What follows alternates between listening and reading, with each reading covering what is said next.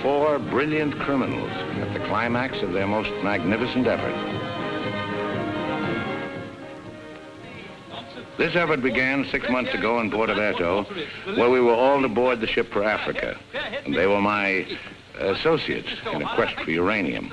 An element not one of them knew the first thing about, except that they'd heard you could get dough for it. Big dough. Who? I mean, what do you suppose they are? Businessmen, does it matter?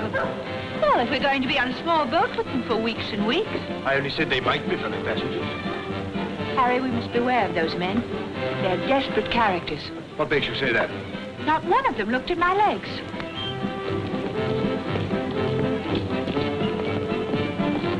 Good morning, Mrs. Dannreuther. Good morning, Billy boy. Care to join us in a stroll? Turn up the liver, sweat out the toxins, help nature to help you? Wouldn't dream of it. Really, Billy, you mustn't be so offhand with Mr. Peterson. If I were to treat him with more than common politeness, he'd misunderstand and try to push me around. Mr. Peterson is a bully. Billy, huh? Did you see this? That man in London has been killed. What man? Paul Van Meer, high-ranking official in the colonial office, was stabbed to death early this morning by an unknown assailant outside a club in Soho. This is the third crime of violence to occur in that vicinity within the past month. What is it, Billy?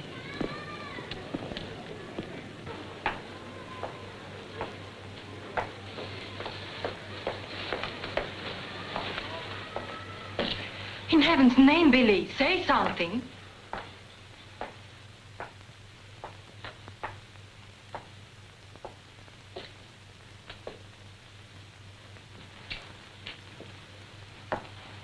You understand, of course, that Peterson arranged this. It seems there's been a lot of violence around there lately. Well, don't pretend to be a fool. But look, Billy, this happened early Tuesday morning. We'd all left London well before that. What about Jack Ross? What about the galloping major? But I thought he only stayed behind to get that phone call from Mombasa.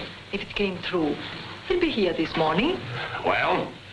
Don't get so excited. Don't jump to unpleasant conclusions. Jump? They might as well have drawn a map. Why was Peterson worried about Van Meer? What made him think he was dangerous? He was afraid Van Meer wouldn't stay bought.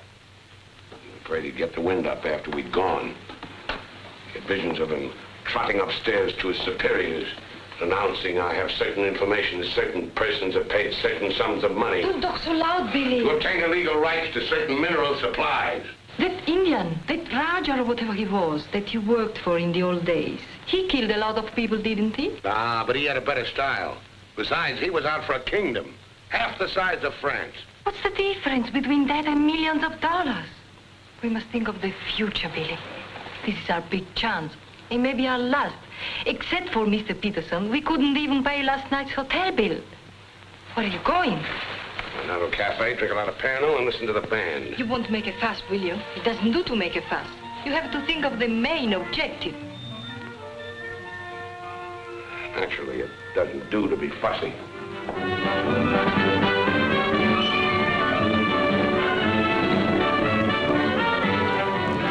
It's your move, Gwendolen. Gracias.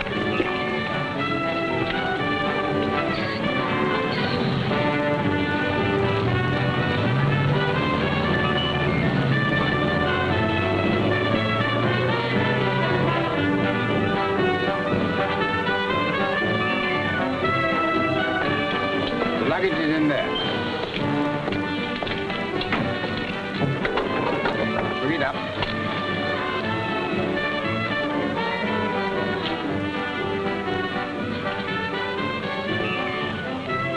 Harry, look, the desperados.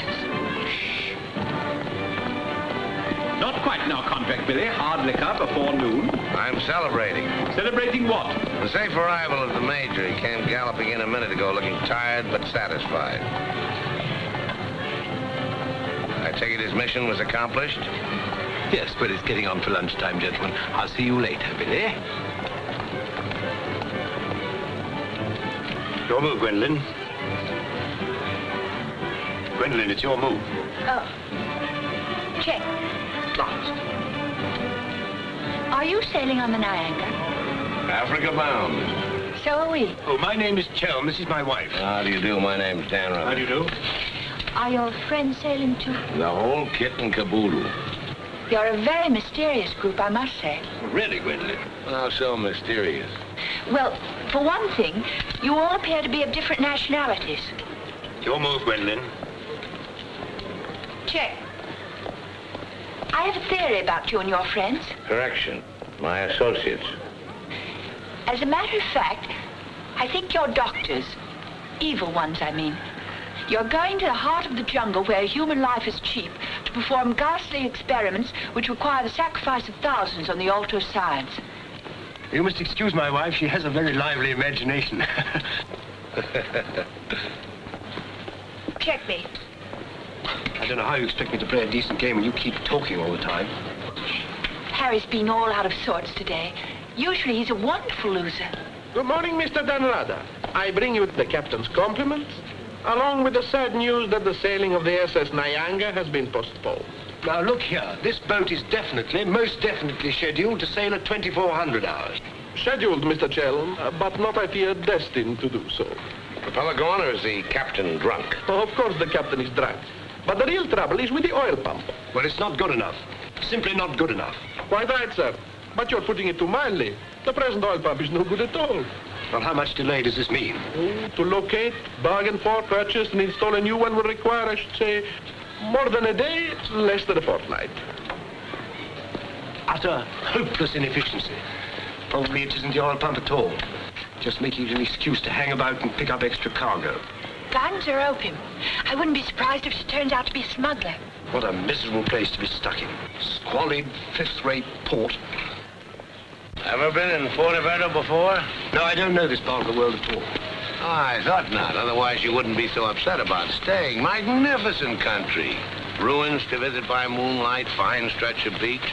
Back there in the hills, one of the few spots left in the world where you can get decent food and drink. It's called the Blue Pavilion.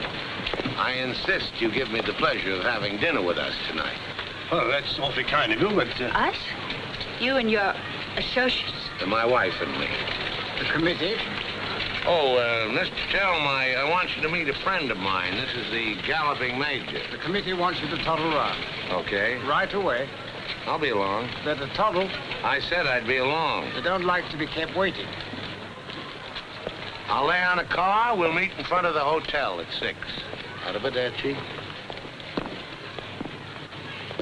Dannreuthers. An American, I suppose. Anyway, I quite like him. Time. 24 hours in the day, 1,440 minutes for somebody else to get busy on the same idea as ours. We ought to have got the plane and flown out, as I said from the start. You remember I said it, O'Hara? My name is not O'Hara. It is O'Hara. You hear? Mr. O'Hara. Yes, Mr. O'Hara. But you remember I said it? I said we ought to take a plane. Time. What is time? Swiss manufacture it, French hoard it, Italians squander it, Americans say it is money, Hindus say it does not exist. You know what I say? I say time is a crook. If we took a plane, we'd be there inside 15 hours. Instead of who knows where. I don't want any more talk about flying. The sky is for the birds. My feet are on the ground. Both of them. Come in, Billy boy. What's all the fuss about? No fuss, Billy. We're merely wondering what course to pursue in view of this unfortunate delay. Join the peasants in their revels. Go to church. Write your memoirs. Very funny. I like an associate of mine to have a sense of humor.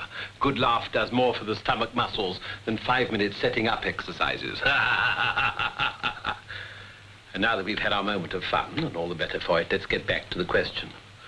Doesn't this delay call for a cable to your friend in British East? Mustn't send cables. Can't you get it through your heads that the population down there has trained noses? They can smell a uranium deal like a cat smells fish. But aren't you afraid, Billy, that when our little party doesn't show up on the date you said, aren't you a teeny bit afraid that your friend might use that as an excuse to begin negotiations elsewhere? If my friend were looking for an excuse, you'd find a better one in the morning papers.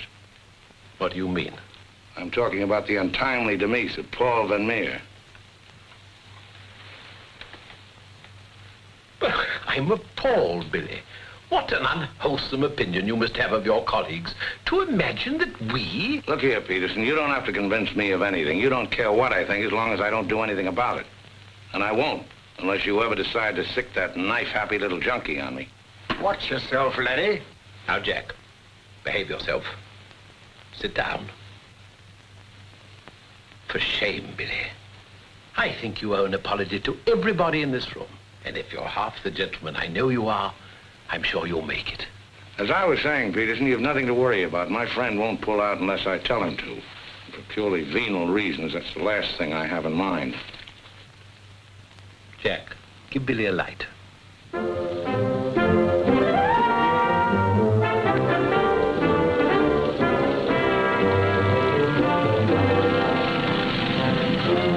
What a wonderful car. It looks as if it had won the Grand Prix d'Elegance many years ago. Oh, it did. It was built for Oraposo. You know, the bullfighter. He had it made this way so he could stand up and take bows. He only got one ride in it, bequeathed it to me on his deathbed. Well, here's to Oraposo. I hope you like champagne. You mean it's yours? Well, I gave it to my former chauffeur, the fat bandit in the front seat. Harry, look at that wonderful villa. Well, that was Bertie Crampton's. Oh, you mean Lord Crampton, in Gloucestershire? His family acres marched hand in hand with ours. Gloucestershire, the cathedral towns, trout fishing, garden parties. What a beautiful life. You know England well? Emotionally, I am English. I serve tea every afternoon with crumpets, and I've always kept up my subscription to Country Life and the Tedler. Trouble with England, it's all pomp and no circumstance. You're very wise to get out of it. Escape while you can. Well, I'd hardly describe myself as escaping. Simply so happened that a relative of mine, first cousin actually, who died recently, happened to be the owner of a coffee plantation. Africa's the place now. You talk about the diamond boys, the gold boys. They just skimmed a little off the top. Potential mineral wealth of Africa's hardly been scratched. Now, there is a villa. Big. Well, that's the Villa Capriccio, famed in song and story, a 3-star attraction in Baedeker. Well, whose is it? Well, the bank's on it now. It used to be mine. Yours? Yes, I brought old Charles over from Fouquet's. You know, the old Fouquet's, to run it for me. Then when I decided to pull up stakes, I bought him this restaurant we're going to. Least I could do to show my appreciation. Well, here we are. Charles! Charles! Wait here a minute when I rout old Charles out. He doesn't even know we're in this neck of the woods. Charles! Charles! He must think we're extraordinarily naive. Knew all those people. Owned that vast villa. Bought this place because he liked the fellow's cooking. What utter balderdash. Oh, perhaps he did. I beg leave to doubt it. Did you notice his wife? She seemed to be rather a sensitive little woman. Really embarrassed by all that rot. I am sorry, signore. As you see, we are closed. We do not open for another 2 months. Charles, what the devil's going on here? This place is falling to rack and ruin. The place is closed. We shall have to dine in the hotel after all. Monsieur Dan. Monsieur Dan. Madame, Why did you not let me know you were coming? You did not say you were with Monsieur Dan. Nothing is close to Monsieur Dan. It's good to see you again, Charles. It's been too long, Monsieur Dan. Not since the night you left the villa. Remember your farewell party. I've tried ever since to forget it. Remember how in the morning we escorted you to the train with violins playing and everybody cried like when a king you love very much leaves this country. Aren't you dressed yet? Do I appear to be dressed? Do dress, do hurry. It's the most wonderful day. And Billy wants us to drive out and see his villa. His former villa. Obviously I can't go. I've got a chill on my liver. What a miserable place to be ill. And you forgot to pack my hot water bottle. You packed it. Gwendolen, I distinctly remember. Hello. Oh, hello. No, I'm afraid we can't. Harry has this wretched chill. Give me the telephone. Chelm here. Yes. Quite. Absolutely. A hot water bottle. That's very, very good of you, old boy. Look here, Dannreuther, would you mind very much if my wife went alone? She enjoys this sightseeing sort of stuff, you know. Splendid. Splendid. I'll send her along. You know, Gwendolen, nowadays, one simply cannot afford to dismiss people just because they're not one's sort. One has to try and bridge the gulf. After all, it's a new world we're going into. One's got to take it as one finds it. Face it. Use it. Master it.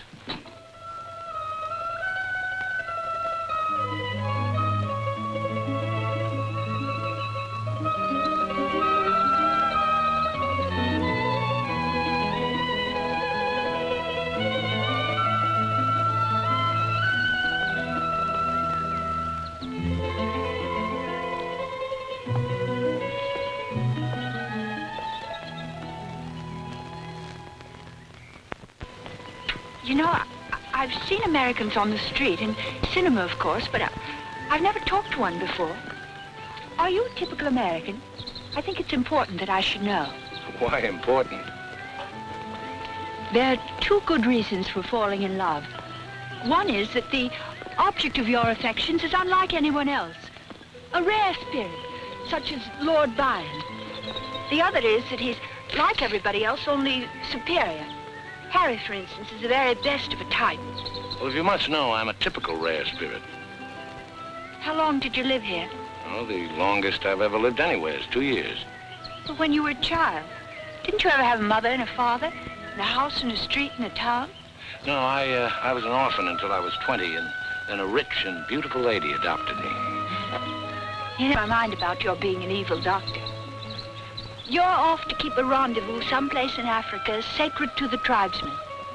You're going to found a new empire and make yourself master of the riches of the world. But you need a beautiful blonde queen to impress the natives as the incarnation of the Queen of Sheba. That's why you're making a pass at me. Am I? Of course. I don't generally go sightseeing with strange men. You don't believe that, do you? Well, I believe anything you say. Do you? Well, you shouldn't, you know. You really shouldn't. Mr. Chelm? Yes? It's I, Mrs. Dannreuther, Maria. Oh, come in. Tea for two and two for tea? Now, that's most awfully kind of you. You shouldn't have troubled, really. Billy told me you had a chill. Bit of one on the liver. 2 tasks. Milk, of course. Of course. I feel I should like somehow to do him a good turn of some kind. You do? Well, naturally. Oh, I see. Naturally. I think it would be nice if you were able to do something for him. Help him along. Give him the benefit of your advice. Delighted, of course. For instance. Oh, something with business. He was very pleased with that tip you gave him on the way home last night about the gold shares. I've forgotten what I told him. What was it? I don't remember either. I was listening to your voice. I wasn't listening to what you said. You see, if you were helping him, it would be so much easier for us to be together a lot out there in Africa. Was he any headed for business? Why, he's simply brilliant. I wouldn't have thought it. But of course he is. You don't suppose I'd marry a ninny, do you? If you imagine that Harry's simply going to Africa to plant coffee, you're very much mistaken. In point of fact, coffee is the least of Harry's interests.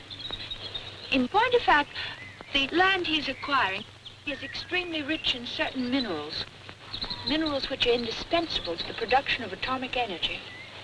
Harry's land simply teems with uranium.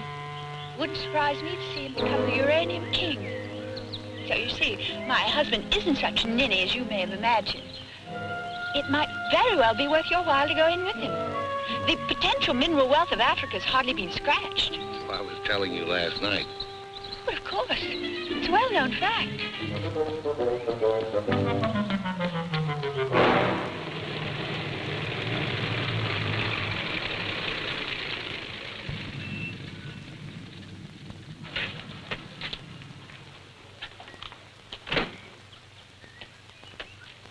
Billy boy. Very. I'm so glad.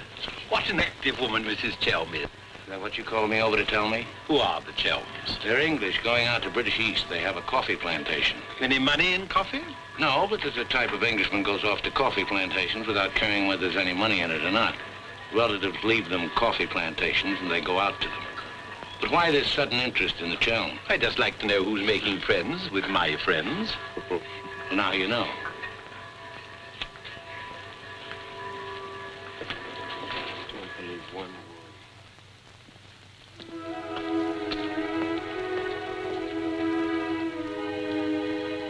You know, if I ever leave you, it'll be for someone of the type of Harry Chelm. Well, bully for you. I suppose that type of Englishman is like a story I once heard. An English gardener in England was showing some Americans one of those wonderful English lawns. And of course, they wanted to know how to make a lawn like that. And this English gardener said... He said all you have to do is get some good grass and roll it every day for 600 years. I heard that story before you were born. Englishmen tell it when they're feeling down in the mouth. Just don't understand the Chelm type. You're not even listening. You never do. Someday I'll say goodbye and you won't hear that either. One day I shall really meet my type and run off with him, and you'll be simply amazed. That's possible. George Moore said, I learned it by heart years ago. He said that each great passion is the fruit of many fruitless years. George Moore was a very distinguished English writer, you know. Except that he was Irish. Cheer up, sugar. If I make $1 million on this deal, I'll buy you an old English lawn, one we can roll up and take with us.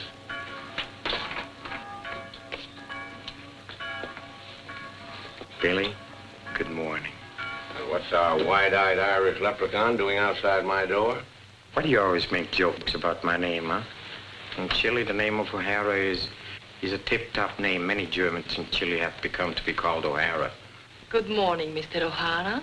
Madame, my respects. Perhaps Mr. O'Hara would like something to drink? Yes, maybe perhaps a little whiskey, huh? Very weak, please. What's this visit in honor of? Oh, just wanted to have a little talk with you. Okay, but make it fast. Fast? I give you my word, Billy. I give you my word. I feel to you like an older brother. Oh, it's not so much the difference of age. It's probably, yes, the reason is because I come from a culture which is so much older than yours in my country. A child 6 years old is older in his heart than you'll be at 60. It smokes, it drinks, it philosophizes. At this rate, I'll be 60 before you get to the point. The point is that Peterson, Ravello, myself, we are the principals in this case. We are in with the money. We cannot switch around and turn, but an agent, it's easy to imagine that he could conceivably doesn't feel himself quite as irrevocably committed as Peterson or We're fellow passengers, I believe. Not quite yet, would you say? Too sadly true. By any chance, you don't happen to have seen your Mr. Dannreuther about? I don't think Billy's up yet. Not 11. He's rather a late riser. But he said it. Well, anyway. I shouldn't put too much stock on what Billy says, particularly when he's had a few drinks. It's not that he means to break his word, he just forgets that he's given it. Charm and dependability so seldom go in one package. There are exceptions, of course. Your husband, I imagine, from his manner and behavior, is one. Oh, yes, very. Well, quite, Harry. I'm so looking forward to meeting your husband and having a chat about Africa. By all means. I understand he's in coffee? You make it sound like a total immersion. Part of Africa we're going to is due for some pretty important changes. In my opinion, things will be booming out there before you can say Jack Robinson. I do hope there won't be too many changes. It's completely unspoiled, I hear, with some of the loveliest scenery in the world. I can't imagine anything more lovely in the way of scenery than to have a few acres of gold and diamonds cropping up on a piece of land I bought for a song. Heaven forbid. Next thing there'd be big, ugly holes everywhere and great, horrid machines instead of lovely scenery. Anyway, I don't think my husband worries much about money and business, that sort of thing. Really? I mean, to appreciate my husband's point of view, one has to understand his background. Those lawns, hundreds of years in the making. Those immemorial elms. Those walls hung with family portraits. Generations of them. Those great echoing galleries where so much of English history is being made. Taxes must be terrific on a place like that. What would people like the Chelms care about taxes with their kind of money? I mean, when a family's been a power in the city of London for so long, one of the great financial families. Power in the city? You mean? Oh, yes, of course, one of those Chelms. I'm surprised you know about them at all. Very few people do. They prefer to work behind the scenes. I find it rather hard to believe that a man in your husband's position would go to Africa just for the coffee planting. You're very quick, aren't you? In point of fact, he isn't. In point of fact, he has a very special reason. So I suspected. It has to do with sin. Sin? Since the war, my husband has been almost exclusively concerned with spiritual values. He feels that if he can get away there, in the heart of Africa, he will come face to face with essentials. He wants to work out the problem of sin. Sin? Why, yes, of course. Isn't that what we're all most concerned with? Sin? Gwendolen, what are you doing here?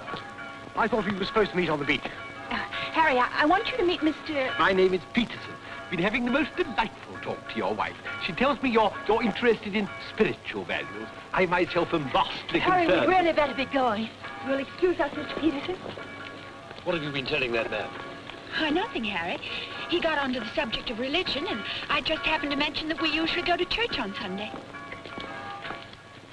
Billy, I think it is high time you take stock of yourself. Can you truthfully say about yourself, I, Billy Dannreuther, have acted fairly and squarely to my associates, huh? But of course he can, Mr. O'Hara. Everybody knows Billy's the soul of honor. Shut up, sugar. Perhaps he's the soul of honor, and perhaps appearances are deceiving. You mind telling me what it is I'm supposed to have done? Nothing. It's your conduct. Your conduct doesn't... Your conduct does not inspire confidence, and confidence, Billy, is the most important necessity in an undertaking of our kind. One may be completely innocent, but if one's actions invite suspicion, one might as well be guilty. To be trustworthy is not more important than to seem to be trustworthy. Billy, have you done something you shouldn't have? Tell me, Billy. Tell me the truth. My conduct. Who do they think I am, their hired man? But you are, you know. You are the hired man. How good and kind of you to remind me. How good, how true, how kind.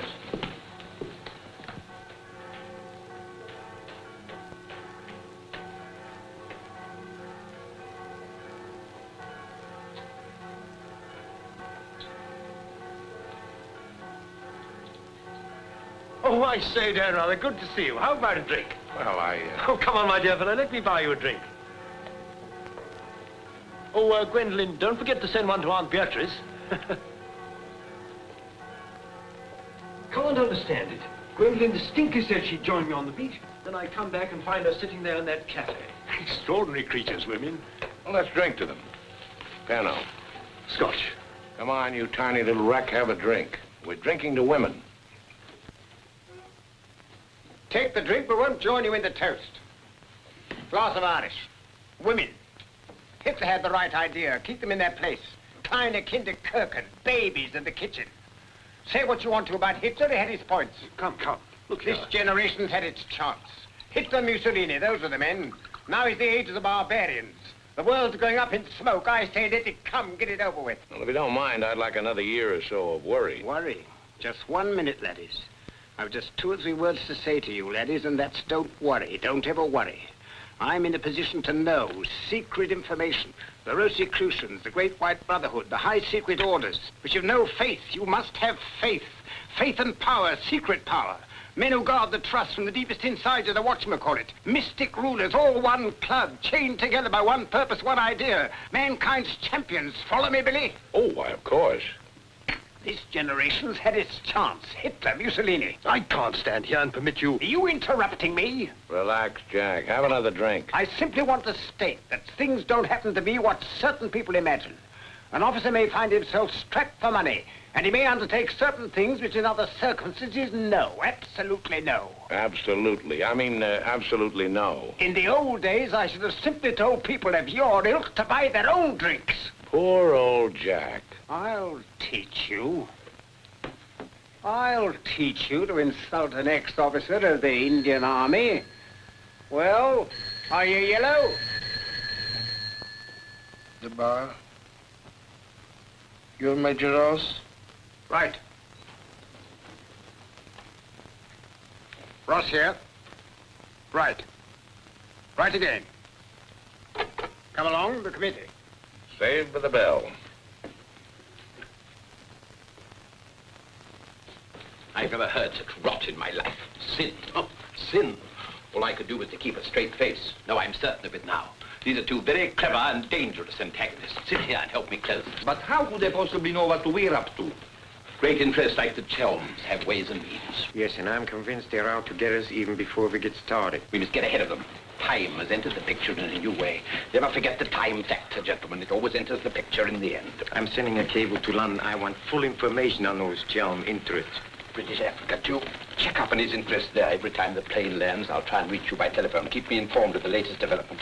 Dannreuthers, that lying, swinish, rum-swilling double-crosser. What pleasure it would give. No, you can't at the moment.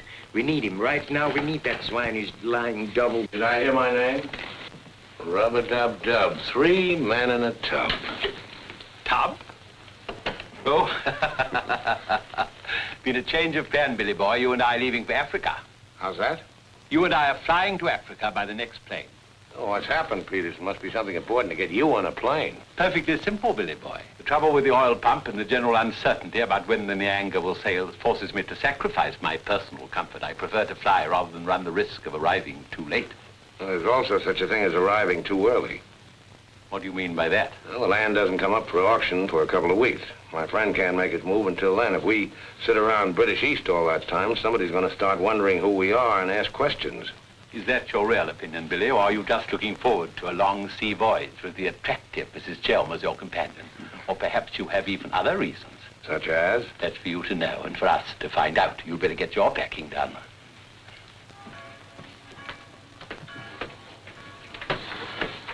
Billy? Where are you going? Off to Africa, flying. Just like that? Weren't you even going to kiss me goodbye?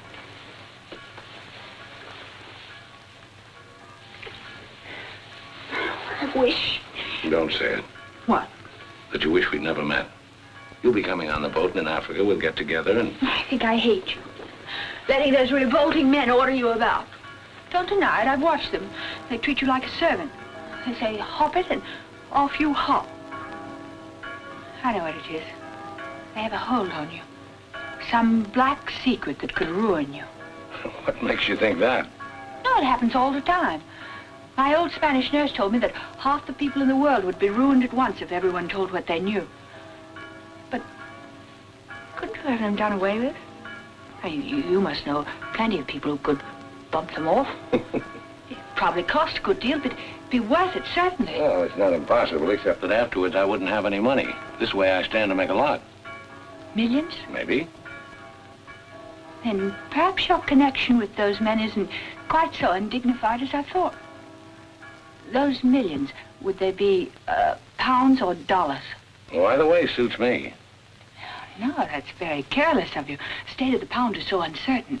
You must think in terms of hard currency. Maybe I should hire you to handle my affairs. You could do worse. I'm awfully intelligent, really. Come along, Billy boy. The car's waiting.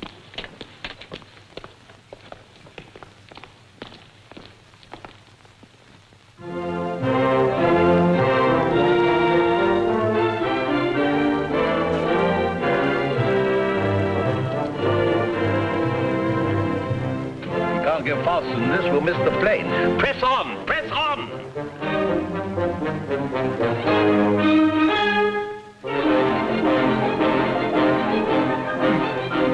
Try posting.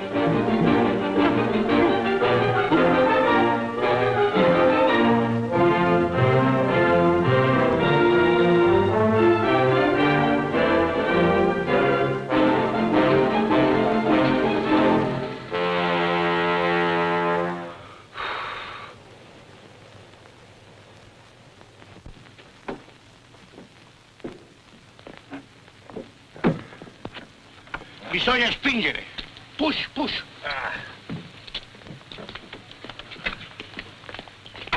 Come on. 1, 2, 3.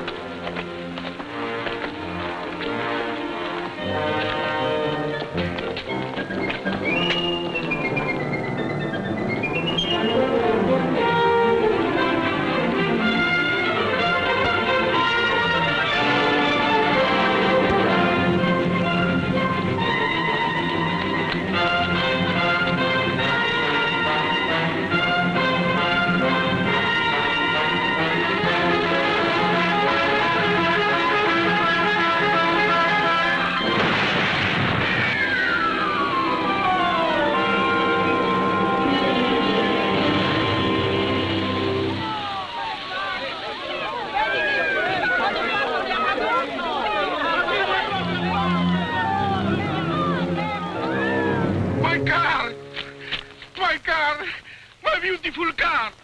You did that on purpose. What? You planned it that way. I know what you're up to. I know everything. I know about the uranium on the Chelm's land, the Chelm interest in the City of London. The what?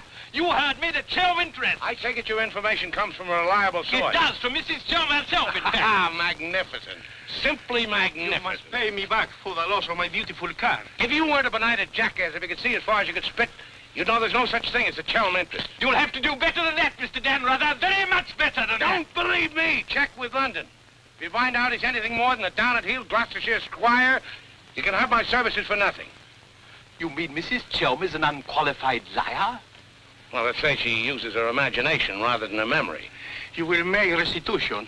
We know, Mr. Dan, either the money or a new car. Why, you fat bandit, I gave you the car in the first place. How I came by it is beside the point. The fact you gave it to me doesn't make it any the less mine. Shut up. That's right. Threaten me. It is not enough that you destroy my beautiful car. Now you... My beautiful car!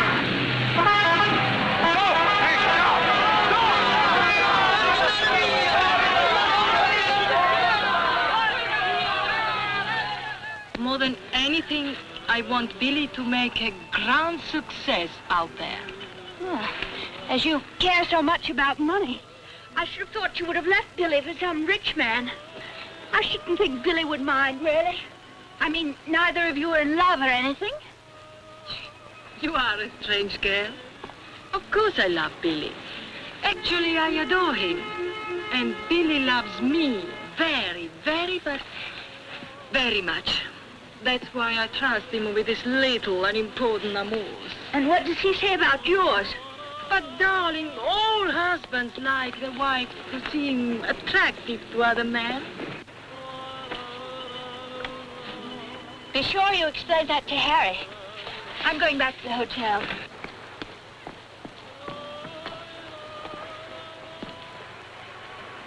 Mrs. Dannreuther, Maria, I'm afraid, I have some shocking news for you. The boat is not going at all? There's been a terrible accident. Your husband's car drove over a cliff. The people on the bus saw it fall into the sea. It seems almost certain that... What is it? What are you trying to say? He's saying that Billy is dead. It's become necessary to redistribute the stock in our company. Stock. What good is the stock now? We can't deal with Dannreuthers' friends. Not without Dannreuther. All the effort, the money, everything went over the cliff with that car. Ravello, you forget the English are very sentimental people. I tell you, there is nothing that Billy's friend will not do for his widow, and in black, she's a very touching figure. Poor Maria, you really have had a wretched time of it. You are very understanding. If only there was something I could do. Just now, if you could bring me an aspirin. I have a headache. Don't move. Just you wait there. I'll be back in a moment. Mussolini, Hitler, and now Peterson. A great man, a great loss. I'm going upstairs and reading my Bible. Why all the clothes? Maria has a headache. What's the matter with you? Go away. My dear girl, I'm as sorry about Dannreuther as you are. But after all, it isn't as if he was one of our oldest friends. I was in love with him. He was a very pleasant acquaintance. What did you say? I was in love with him. Really, darling, have you no control over your romantic fantasies? I loved it. Can't you hear me? I love you. Oh, rot. You're just dramatizing again. By George, you were right, after all. I did pet it. Oh, what shall I do? I feel as though I were drowning. He's dead. He's dead, and I'm left in a fool like you. I tell you what to do. Have a bit of shut-eye. You'll wake up in an hour feeling your old self again, and there'll be no more silly stories about falling for a middle-aged roustabout. So? Oh, please go away. I'll just take these to Maria.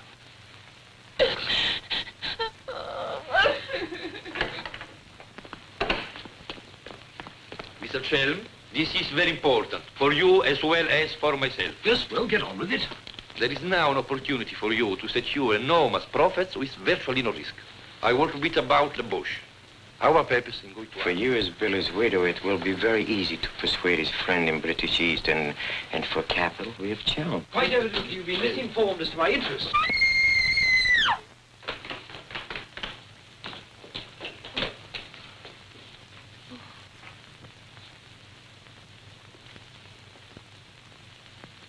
What's the matter with all of you? Somebody dead? Car, it went over a cliff. We thought you'd both been killed. Dannreuther, I'm delighted to see you're alive, but your wife is in a fainting condition. You mean you're not dead at all? Obviously, I'm not dead. I knew you weren't dead. I knew it. I counted 13 backwards 13 times. My old Spanish nurse said if you did that, a miracle would happen. And you see, it has. Ladies and gentlemen, I bring you the glad tidings. The captain is sober, and the SS Nyanga will sail at midnight.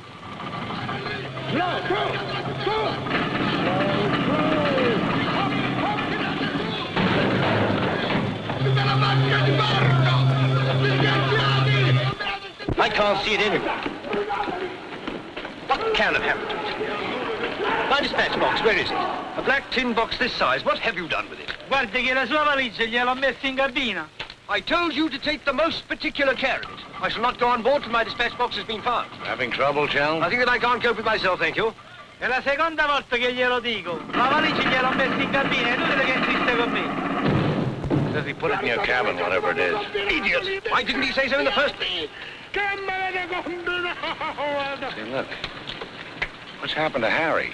He's been giving me the fisheye all evening. Oh? What is it? Perhaps it's because when I thought you were dead, I told him I was in love with you. You what? I couldn't help it. It made you seem less dead. And? Oh, he didn't believe me. He thought my nerves were upset. Sort of delirium. He thought it quite a joke. The idea of my inventing a love affair with a middle-aged roustabout like you. That's what he called you. Well, now that I'm back in the flesh, you'll begin wondering about that delirium of yours. I suppose seeing you alive is different from thinking of you dead. You're just great cooped up on that tub with a suspicious husband. Billy.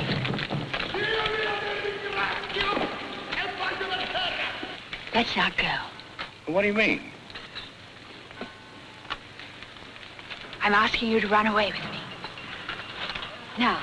What about the millions in hard currency? What's happened to you? I thought you were my shrewd little manager. I've changed my point of view.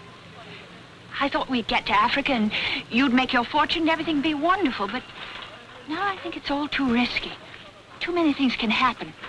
I want us to cut and run for it right now. You really mean that? With all my heart. Oh, no, that's impossible. Why? Well, for one thing, Mrs. Dannreuther might not go for the idea. She's not quite as sophisticated as you are. Please, Billy, listen to me. I've thought it all out. We'll take the bus and catch an express for somewhere. The shot's not on the table. You're not in love the way I am. If I loved you 1,000 times more than you say you love me, it still wouldn't make any difference. I've got to have money. Doctor's orders are that I must have a lot of money. Otherwise, I become dull, listless, and have trouble with my complexion. But you're not like that now, and you haven't any money. It's my expectations that hold me together. You really mean that, don't you, darling? Sure, I mean it. And your main reason for wanting lots of money is so that you'll be ever so attractive and I'll love you more and more. That's right, baby. I'll help you, Billy. I can, too. I'm something of a witch. My old Spanish nurse said I could have been a professional. Don't look now, but they're raising the gangway.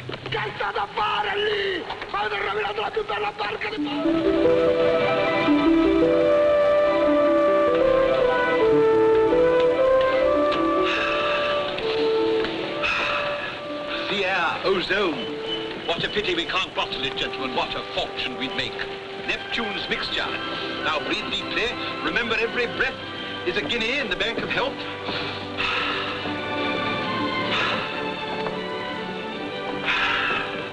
Good morning, Chelm. Why, that's good. Very good indeed. I didn't know you were an artist, Mrs. Dannreuther. I'd hardly call myself that. I only dabble. The nose is not enough long. The ears are too small. Only has one eye. Now, come along, gentlemen. We must not dawdle. Blow the man down, bully, blow the man down. Blow, blow, blow the man down.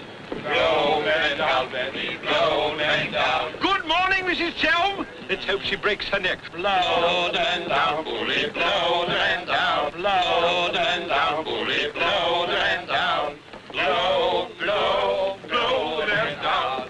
Blow the man down, bully, blow the man down. Give me some time to blow the man down. Mr. Peterson? Mr. Peterson? Radiogram.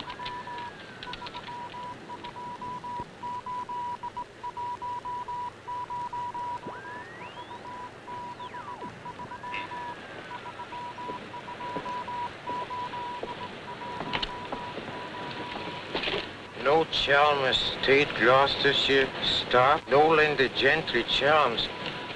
What do you make of that? He's not a Gloucestershire squire. Like Billy said. Just as I was beginning to take Billy at his face value. But if he's not what Billy said, then what is he? We are at sea again, gentlemen, in more ways than one. Mystery, more mystery. Billy is a liar. Heaven only knows what Chelm is. CID, maybe. You borrowed my thought. What to do? What to do? The time has come for direct action. You remember last night when we came on board? The fuss he was making about his dispatch box?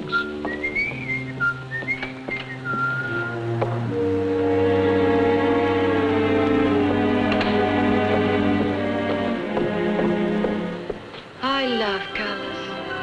Working with them is an endless puzzle. Your face, for instance. 10 minutes ago, it was all brown and pink. Now the light is changed and is chalky white. What? Tinged with green. Green? It must be getting rough. Just a little. Don't break the pose. I don't feel very well. I think I'll go below and take a pill.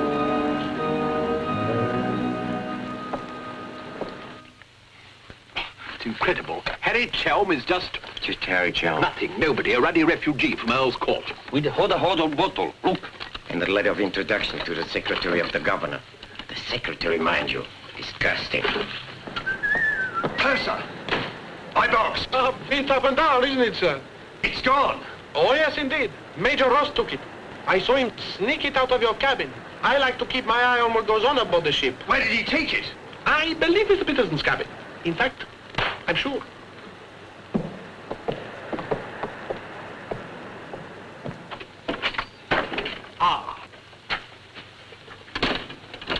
And now may I ask what explanation you have to offer?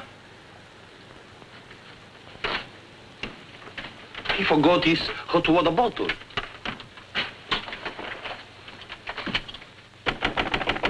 Billy? Come in.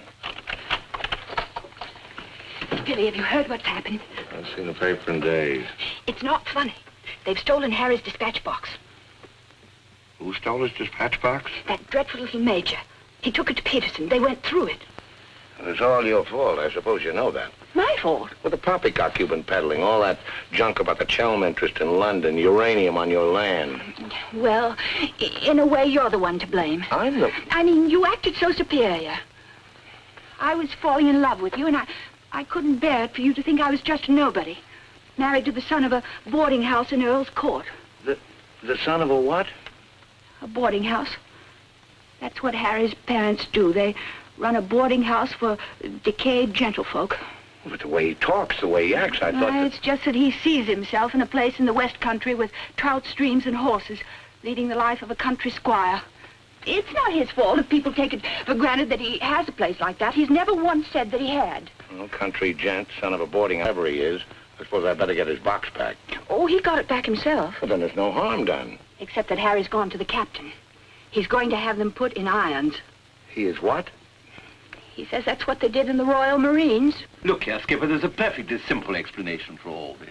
I happen to own a dispatch box which is very similar to Mr. Chelm's. When I didn't find it in my cabin, I asked Major Ross to see if it had been stowed away somewhere else by mistake. The Major found what he thought was my box in the saloon with some other luggage. The box has been in my cabin ever since we sailed, under the berth. As soon as I saw the box, of course, I realized at once that it wasn't mine. I simply opened it to find out to whom it belonged so that I could return it to its rightful owner. I can't conceive why this gentleman should imagine I should be interested in a box containing patent medicines. I'm not a hypochondriac. Purser, tell the captain exactly what you told me about the box. Why, sir, you asked me whether I'd seen it, and I said it might be the one I'd seen being carried along the passage by Major Ross. You distinctly told me that you'd seen it being taken from my cabin. Oh, you must have misunderstood. You were rather ill at the time, if you remember, sir. That's all, Purser. He's been bribed. He's in league with these criminals. Just a case of a misunderstanding. That's how I look at it. Now, what about a little cognac? To wash away any ill feeling. I don't care for a drink. And let me assure you that this matter is far from settled. While rifling through my personal effects, I feel certain that you must have noticed I had a letter of introduction to the secretary of the governor. I suspect he'll be much more interested in what I have to say than this gin-soaked so-called ship's captain. You mind your tongue! Any more else? The other one put in irons. As far as I'm concerned, this is a close incident. You've got your box back. Why don't you forget the whole thing? What possible interest do you expect the colonial office to take in? On the contrary, I expect them to show considerable interest in a gang of crooks who are trying to swindle the country out of vast uranium deposits.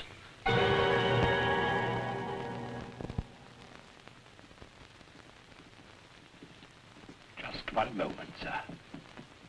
What leads you to believe? This gentleman obviously hasn't seen fit to inform you that during your supposed demise, he attempted to lure me into your nefarious venture.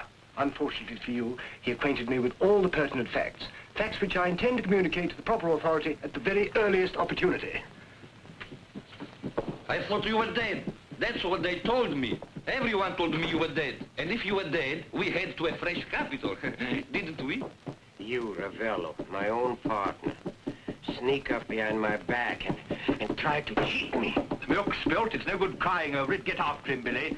Calm him down, talk to him, see if you can't get him to change his attitude. I'll try, but I don't think it'll do any good. I don't know why we have to worry about Chelm's attitude. Talk's no good. Conversation never convinced anybody. I say put an end to words. Shut up, Jack. Time factor has entered the picture again. This time, fortunately, it's working on our side. 2 weeks before we reach port. That should be plenty of time to convince our friend, Chelm. I beg you, please end all this trouble. If things go on, either you will be done away with before we ever get to Africa, or you will leave and denounce Peterson to the authorities, and that will be the ruin of all my plans and hopes. In the long run, you'll do much better to get clear of these people. They're thoroughly undesirable. The long run. I'm tired of the long run. I am not even thinking about them or about myself. It's only you that concerns me, Harry. No need to worry about me. Ever since I met you, you fill my thinking. You are becoming an obsession. Don't you understand, Harry? I am deeply in love. Maria. My dear.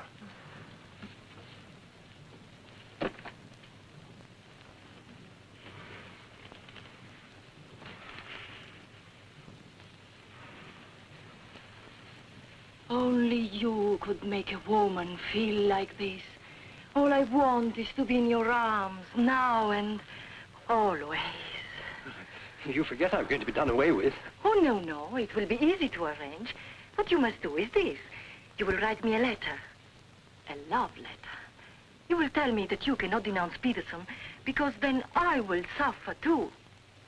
Because you love me so much, you cannot bear to hurt me. Such a letter they will believe if I show it to them. My dear girl, you must see that this is quite out of the question. I don't propose to make compromises. Not compromises, Harry, darling. But you can see if you cause trouble, the whole of our plans, my plans, you would not want to make the innocent suffer. It would be much better if you don't interfere, Maria. I must handle this as I see fit. Then you intend to go ahead with this business, tell stories and ruin everything? It will be much better if you cut loose from these people. No happiness can come from such an association. Harry, I'm asking you not to do this. Please, write a letter. Then there will be no trouble for you, no trouble for us, no risk when we get to Africa. I'm sorry, my dear. We English are a very pig-headed lot. You think you can get away with this? But Maria, my dear good Maria, listen. First you made love to me. Now you tell me you will ruin me. You'll forgive me, but it was you who made... Oh, shut your trap. Go on, do what you like. You think you're such a brave man. I'll tell you what you are. You are a heel. What the blazes now? What's happening? What's going on here? The oil pump's on the blink. The electricity's failed. Utter folly. A ship lying in darkness this way, we might well be rammed at any minute. I'll tend to this myself. Which way is the engine room? The passengers are not... I'm sure your chief engineer will welcome the advice of an ex-officer of the Royal Marines.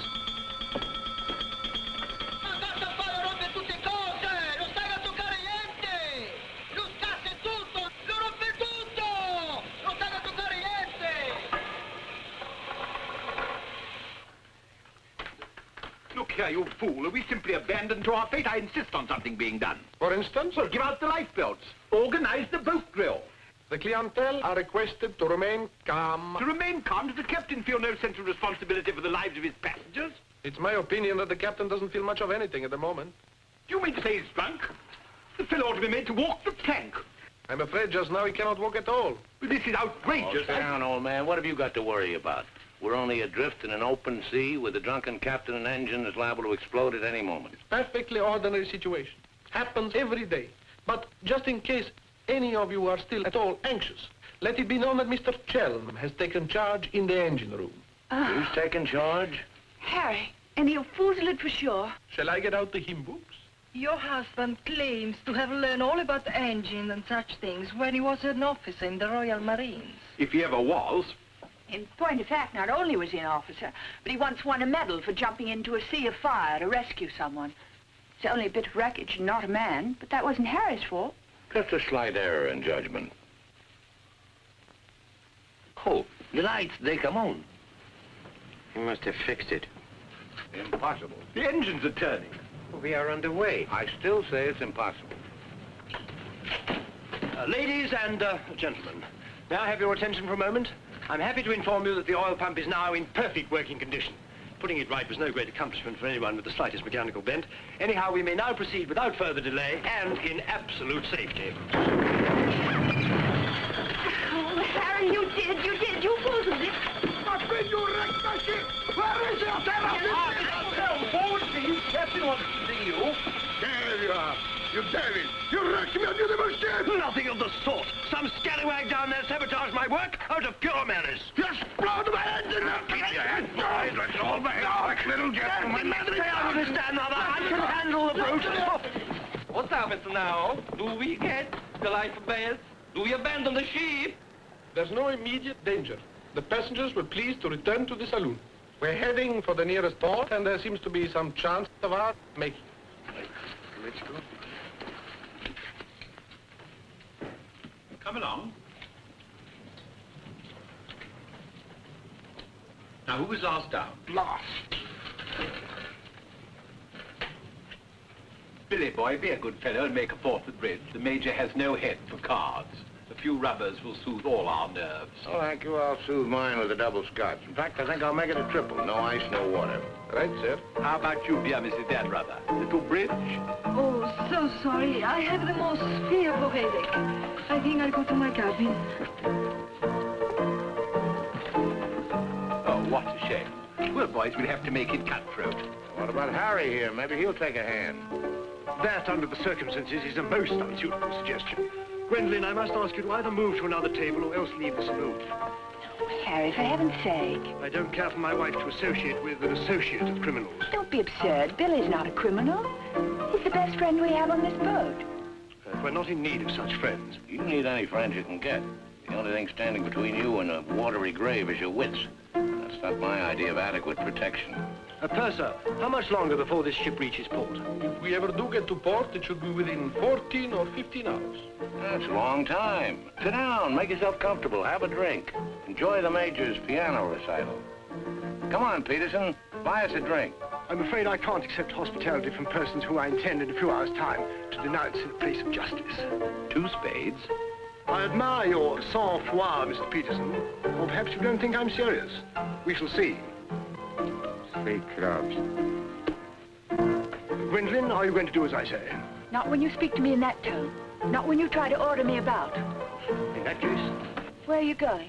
On deck, where the air is less polluted.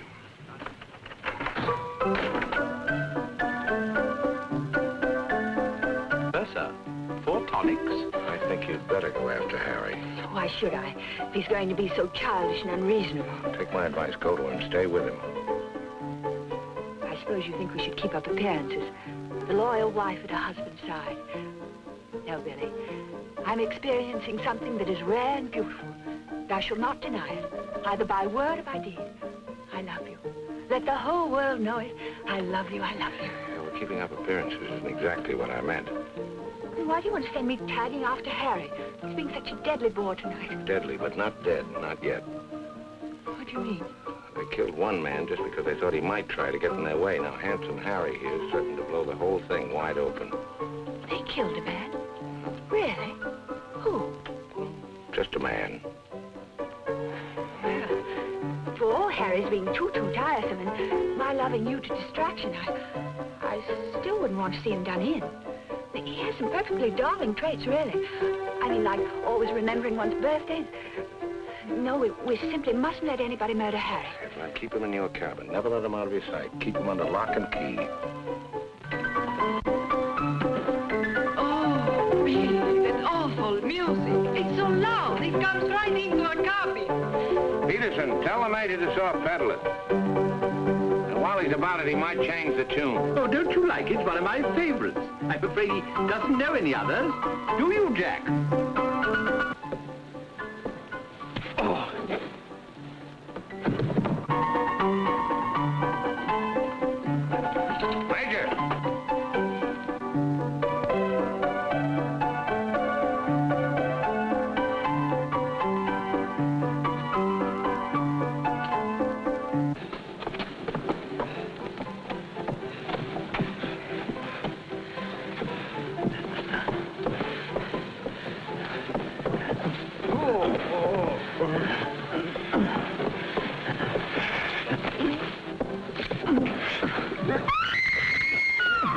Do I hear a lady screaming?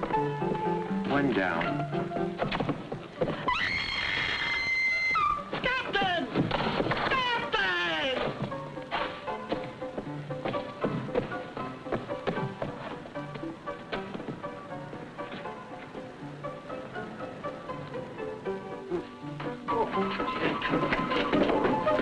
What happened?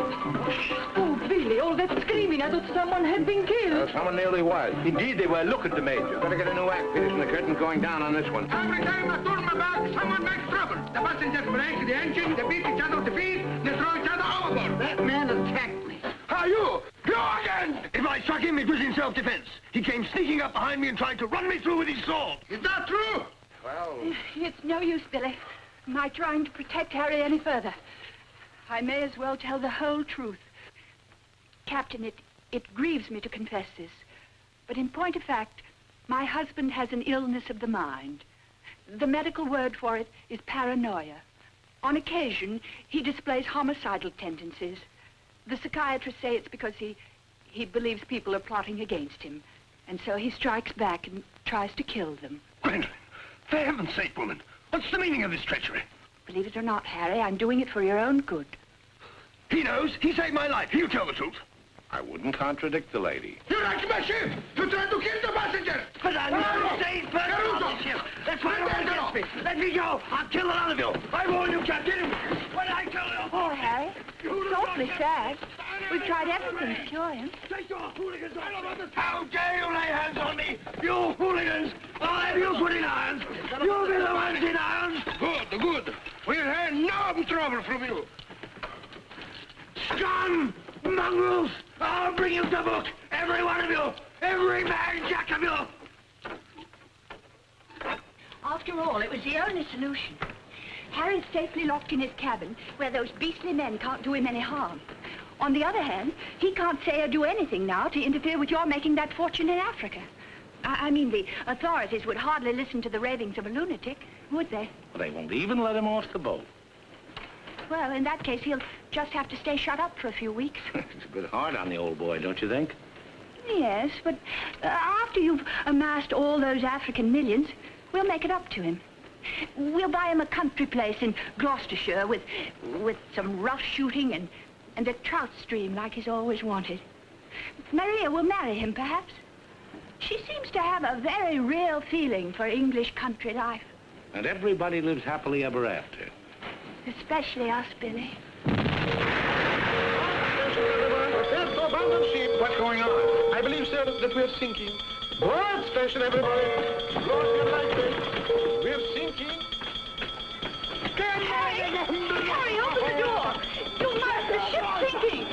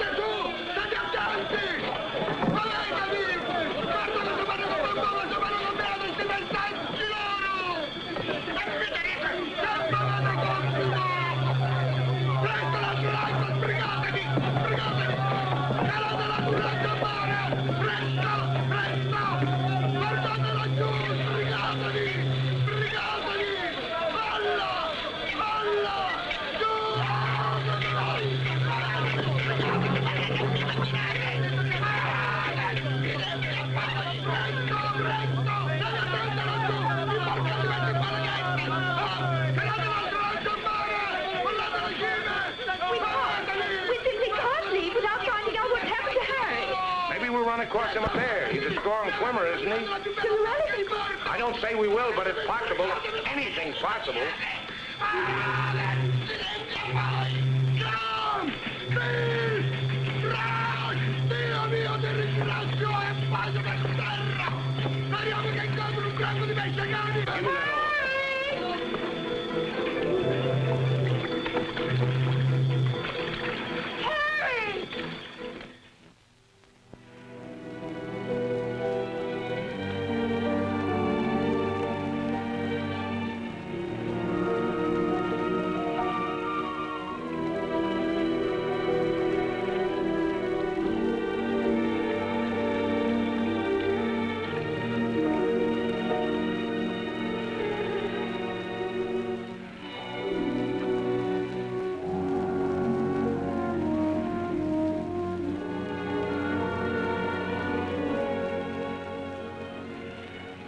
Where do you suppose we are? Africa. What part of Africa? Yes, that's important. What part? Not a bad place to land. No customs, no forms to fill out. Tell us at once where we are. It's important I know.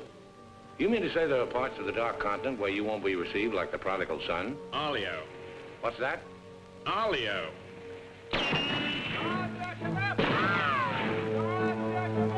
Better get down, everybody. Oddio, mamma mia! Arabs! Oddio, mamma mia! Get rid of your passports, boys. Mrs. Chelm, Billy Boy, my identity must remain a secret.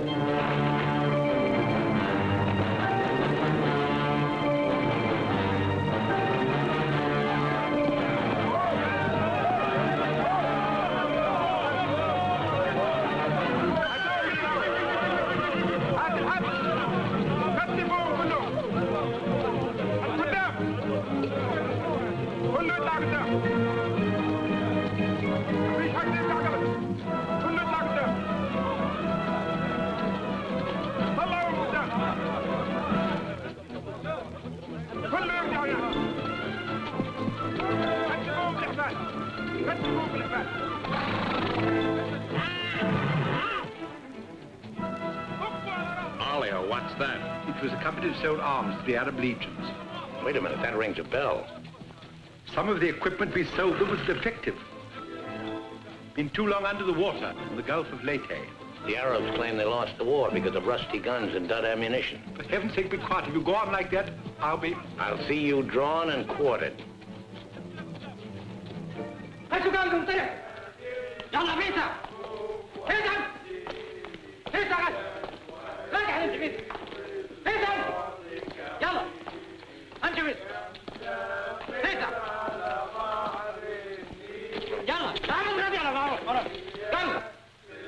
Are you going to allow them to bully you in this way? Why, it's simply... Shocking. Harry wouldn't have let them do it. He had a sense of dignity. I have a sense of survival. Billy, what is going to happen? Do you think they will torture us? Just let them try it. I'm a British subject. I wouldn't say it too loud.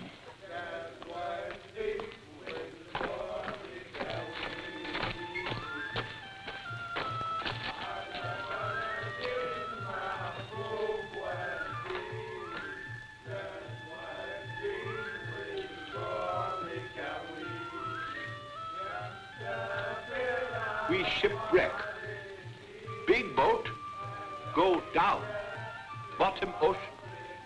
We take little boat. Row all day, row all night. Savvy? There's only one way to deal with these swine. Walk up to them and kick them in the belly. Show them who's boss right away. We sight land. Your land. Praise Allah. Come ashore. Suddenly, boom, boom, boom. No good way to treat shipwrecked people. You will please to hand over your passports.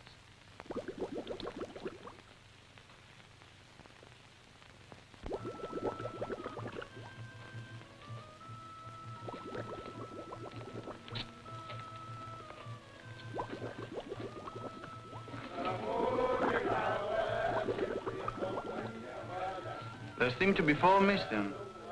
Will those who have not handed over their passports hold up their hands?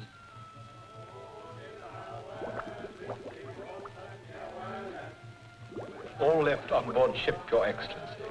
A terrifying experience. An incompetent crew, a burning ship, put overboard in a small boat at dead of night. What was the name of the vessel? The SS Nyanga. She's a Portuguese ship. I will investigate whether such a ship has been reported lost at sea.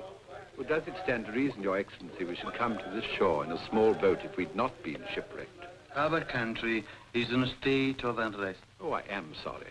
Agents of certain foreign governments sometimes try to enter it by stealth, hoping to fan the flames of revolution.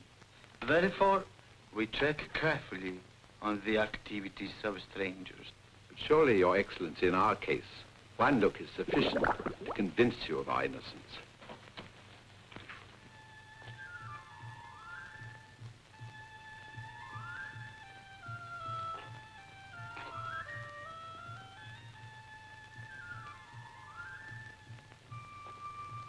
No. One look is not enough.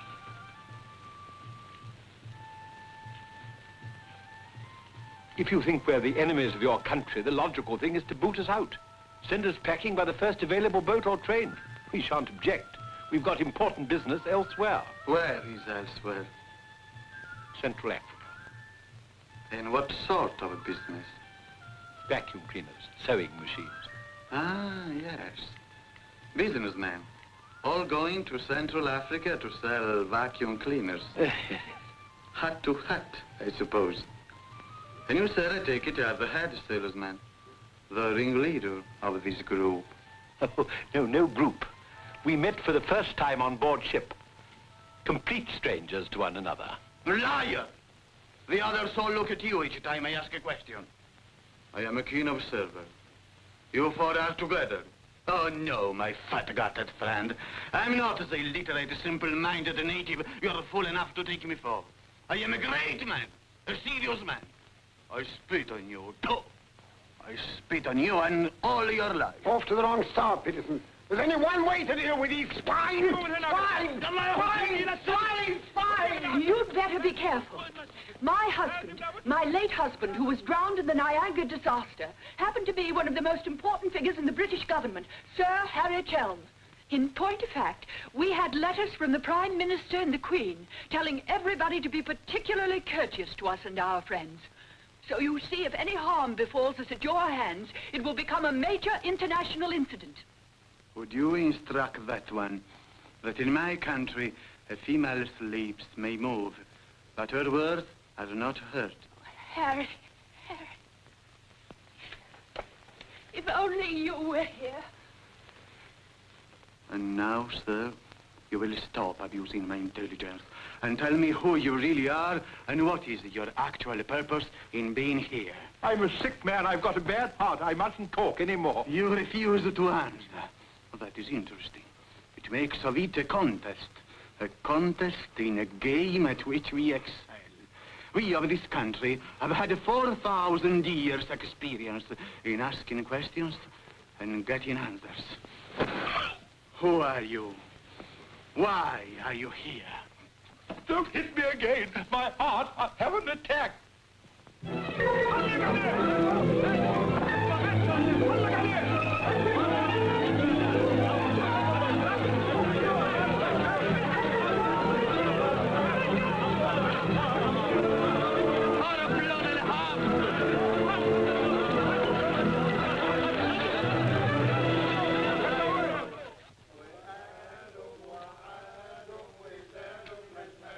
Billy's led a thoroughly decadent life. Honestly, I thought he had more backbone than that. Backbone. Either you have it or you haven't. You see the beating I took at the hands of that great ugly brute without even flinching. Billy was crazed with fear before they even laid a finger on him. Tell me more about Rita Hayworth. You really know her very well. Do I know Rita? Do I know her? I'll give you a letter of introduction. She'll fall an immediate victim to your charms. You really think so? Oh, but certainly a man like you, suave, intelligent, darkly handsome. You have everything, Ahmed, except money. And if you'll listen to me, a boat will be placed at our disposal, a very slow boat, so that Fat Gut's check will have plenty of time to clear. And you will trust me for your share? Does one man of the world ask another to trust his own brother? Oh, no, Ahmed. You'll give me a check for half. Your demands are very great under the circumstances. Well, why shouldn't they be? Fat Gut's my best friend. I will not betray him cheaply. You are certain that you are the friend of the peerless Rita? Come, Ahmed. Line back to business. Very well. 50-50. Oh, by the way, Fat Gut's nature is noble like ours. He might try to bargain. I do not bargain with a puffball like that. It's beneath my dignity. It'll be dawn soon. The correct hour for a firing squad. But if we have him shot, what about the money? Well, I was just thinking that if he had a volley at the psychological moment, he might not be so inclined to haggle.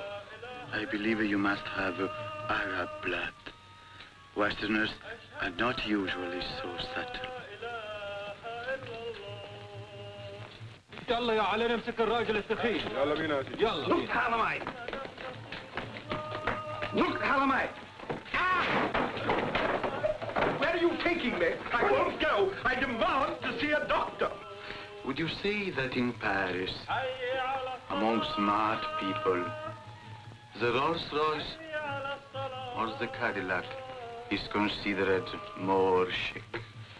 Well, that's no problem at all. A man in your position should have both. Ah.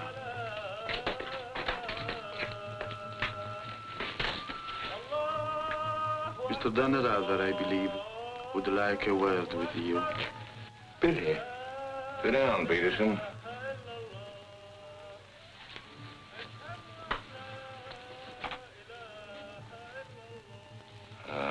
I've been talking to Ahmed here, and he's made the phone.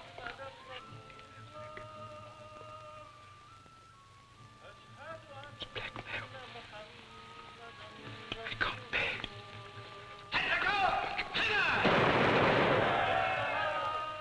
What was that? Paris, but it's execution day. Will he take a check?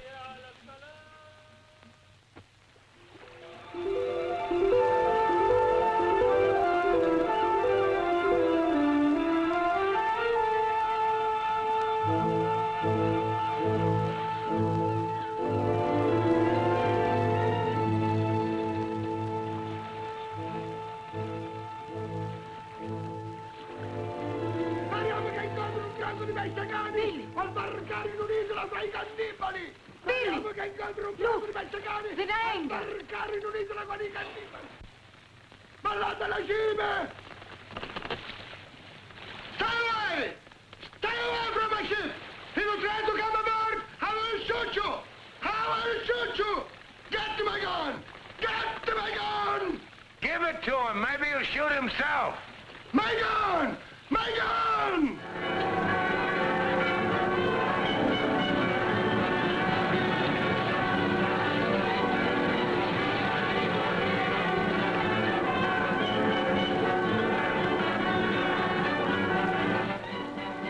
Excuse me. Are you Mr. William Dannreuthers? That's right. I'd like to ask you a few questions, if I may. Oh, I'm sorry, not now. Forgive me, but it's rather important. Yes, it always is. I was a newspaper man myself once. Very well, you may quote me as saying that everybody was heroic except Mrs. Dannreuther, who ate all our boots. Very amusing, but I'm not a reporter. Oh? Jack, go to the phone, make reservations. The first plane to Nairobi, 6 seats. Yes, and if they don't have any, talk to the right man and tell him if he kicks other people off the plane, we'll make it worth his while. I always said we ought to take a plane. You remember I said that, Mr. Horror. I said we ought to take a plane. Mustn't dawdle, Billy boy. Great deal to do and not much time. Those are the other members of your party? Yeah, I'd like to talk to them too. Oh, what's it all about? I believe you were acquainted with a Mr. Van Meer, now deceased. Peterson, you and the boys better come back down. The gentleman here wants to speak to you, a Mr. Jack Clayton of Scotland Yard. You take your wine here or upstairs, Mr. Dunn? No, we'll have it here. Care to join us in a drink, Clayton? No, thanks. It's a bit early in the day for me. I read somewhere that a Scotland Yard man never accepts a drink from anyone he intends to arrest. Is that true, Mr. Clayton? Quite so. Mrs. Dannreuther? No, I'm Mrs. Chelm. This is Mrs. Dannreuther. Well, how do you do? Well, I wouldn't dream of alarming you lovely ladies, so perhaps I'll have a glass of bubbly after all. Peterson, how do you do, sir? How do you do? Ravello. And, Mr. O'Horror. O'Hara, Julius O'Hara, delighted. No, I'm the one to be delighted. It had begun to look as though I'd never catch up with you people. That would have been a bit embarrassing. You see, this is the first time I've ever been abroad on an investigation. I've spent quite a lot of money. And my chief can be very sarcastic about the money one spends, particularly if you fail to deliver the goods. Mr. Clayton is presently interested in the Van Meer murder case. The Van Meer murder case? Oh, yes, yes. That fellow in the Colonial Office. Yes, I read about that in the paper. It was a shocking affair. According to Mr. Van Meer's appointment book, Mr. Peterson, you had lunch with him at the Savoy a few days before his death. That's quite correct. Mr. Van Meer was an expert on African matters. We wanted his advice about affairs in British East. Do you recall the subject under discussion? Vaguely. Crop yield, the native labor situation. Inches of rain. Vaccination, shorts. How long did you know Mr. Van Meer? Oh, a couple of months. We met half a dozen times. Did he ever make mention of any enemies, business or otherwise? Did he say anything about romantic attachments? I mean, did he name any women? No. I should have been very surprised if he had done. Mr. Van Meer struck me as being every inch a gentleman. Oh, of course, of course. Well, that's all. Unless somebody has anything further to add. I have. I think you ought to know that the business of one of these businessmen is murder. I beg your pardon. Major Ross, I mean. I can't guarantee Major Ross murdered this Van Meer person. I assure you, however, he attempted to murder my husband with a long, thin dagger, which he always carried about in what looked like an innocent swagger stick. Go on, Mrs. Chelm. You see, Major Ross is employed by Mr. Peterson there to do his dirty work. One might say he's a professional killer. My husband found out certain things about Mr. Peterson. Things, in point of fact, that are a matter of empire, involving, as they do, a plot to exploit our kingdom's uranium resources. And that's why Mr. Peterson decided to have him done away with. Don't run away, Mr. Peterson. That's always tantamount to a confession of guilt. Tantamount is what I call it. More champagne, Clayton? No, thank you.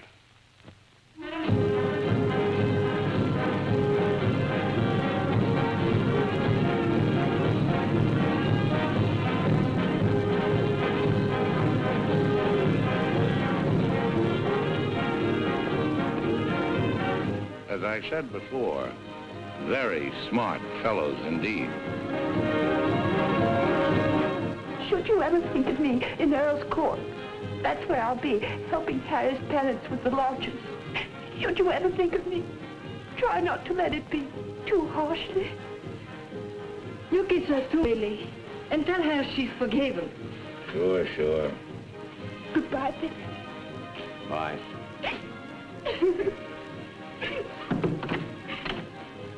For Mrs. Chelm, just came on the ship's wireless. Oh, by the way, Mr. Dannreuthers, do you know that your associates are all in the Hoosgow? Oh, not that I'm a bit surprised. I put them down as thoroughly bad characters, right off the bat. But then there are so many bad characters nowadays. Take mine, for instance. Harry! He's alive!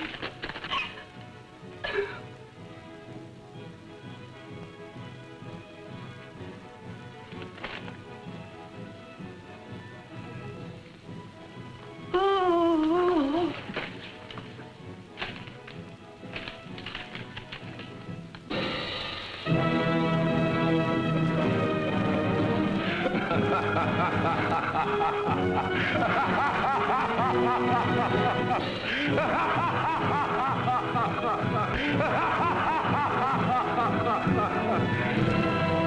Oh, this is the end.